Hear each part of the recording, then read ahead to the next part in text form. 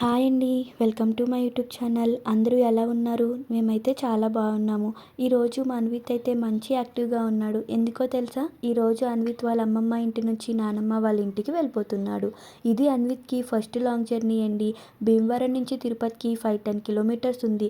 మా జర్నీ ఎలా జరిగిందో చూసే ముందు మీరు మా ఛానల్‌ని సబ్స్క్రైబ్ చేయకపోతే ఇప్పుడు చేసేయండి మరి. మా అమ్మ వాళ్ళది భీమవరం అండి. ఇంకా మా అత్తయ్య వాళ్ళదైతే తిరుపతి. నేనైతే గోదావరి అమ్మాయిని, ఇంకా రాయలసీమ కోడల్ని. ఇంకా జర్నీ సంగతికి వస్తే మార్నింగే లేచి మేము రెడీ అయిపోయి 11కి ఇంటి దగ్గర స్టార్ట్ అయిపోయాము. అన్విత్ అయితే కార్ ఎక్కగానే నిద్రపోయాడు. మేమైతే సరదాగా మాట్లాడుకుంటూ సాంగ్స్ వింటూ జర్నీ స్టార్ట్ చేసేసాము. ఇంకా లంచ్ అయితే కనుక విజయవాడ వెళ్ళాక చేద్దాం అనుకున్నాము. విజయవాడ వెళ్ళేసరికి 3 అయిపోయింది. ఇంకా తినేసి మేము విజయవాడ నుంచి స్టార్ట్ అయిపోయాము. ఇంకా పొద్దున్నుంచి ఎండగా ఉంది కదా, వర్షం పడితే బాగున్ను అనుకున్నానండి. ఇంకా వర్షం అయితే కనుక మార్నింగ్ నుంచి పడకుండా ఈవినింగ్ 5 అయ్యేసరికి రెయిన్ అయితే స్టార్ట్ అయిపోయింది.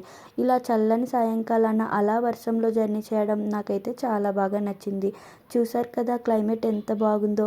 ఇలా వెదర్లో చల్లగా ఉండి వర్షం పడుతూ ఉంటే నాకు వేడివేడిగా ఏమైనా స్నాక్స్ తినాలి అనిపించిందండి.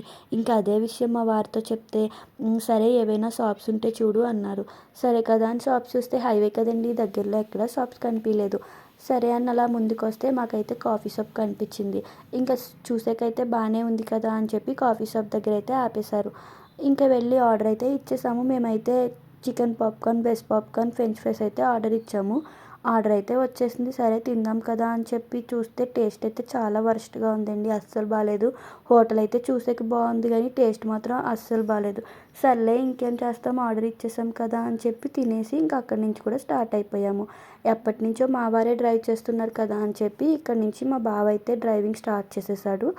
ఇంకా సరే కదా డిన్నర్ ఎక్కడ చేద్దామంటే నెల్లూరు ఏదైనా ధాబాలో చేద్దాంలే అన్నారండి. ఇంకా నెల్లూరు వచ్చేసాం కదా అని చూస్తే కరెక్ట్‌గా రెయిన్ స్టార్ట్ అయిపోయింది. ఇంకా రెయిన్‌లో బాబుతో కుదరదు కదా అని చెప్పి ఏమైనా హోటల్ చూద్దాం అనుకున్నాము. ఇంకా దగ్గరలో అయితే కనుక హోటల్ నెల్లూరు గ్రాండ్ కనిపించిందండి. ఇంకా సరే కదా అని చెప్పి ఇంకా హోటల్ నెల్లూరు గ్రాండ్‌కి అయితే వెళ్ళిపోయినాము. ఇంకా ఫుడ్ ఆర్డర్ ఇచ్చి తినేసి వచ్చేసాము. ఇంకా హోటల్ నెల్లూరు గ్రాండ్ గురించి అయితే నేను సెపరేట్ వీడియో చేస్తాను. ఇంకా హోటల్ నెల్లూరు గ్రాండ్‌లో ఫుడ్ అయితే కనుక యావరేజ్‌గా ఉంది. అంత సూపర్ ఏమీ లేదు. ఓకేగా ఉండింది.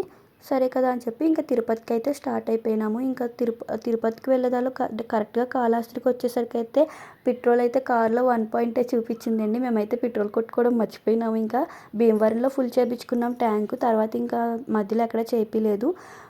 ఇంకా కాళహస్తికి వచ్చేసరికైతే 1 పాయింట్ ఉంది. దగ్గరలో అయితే పెట్రోల్ పంప్ ఏం కనిపియలేదు. మేమైతే టెన్షన్ పడ్డాము. కొంచెం ఏదో లక్ కొద్దీ ఆపోజిట్లో అయితే పెట్రోల్ పంప్ కనిపించింది. సరే కదా అని చెప్పి కార్ ఈ సైడ్ పార్క్ చేసి మా వారైతే పెట్రోల్ బాటిల్‌లో తీసుకొచ్చారు. ఇంకా అక్కడి నుంచి అయితే ఇంకా స్టార్ట్ అయిపోయినాము.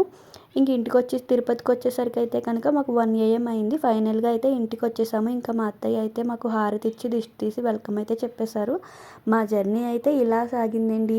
ఇంకా మీరెప్పుడైనా తిరుపతికి వచ్చారా? మీ ఇంటి దగ్గర నుంచి తిరుపతికి ఎంత డిస్టెన్సో కామెంట్ చేయండి. వీడియో నచ్చితే లైక్ చేయండి. ఛానల్‌ని సబ్స్క్రైబ్ చేయండి. Thank you for watching.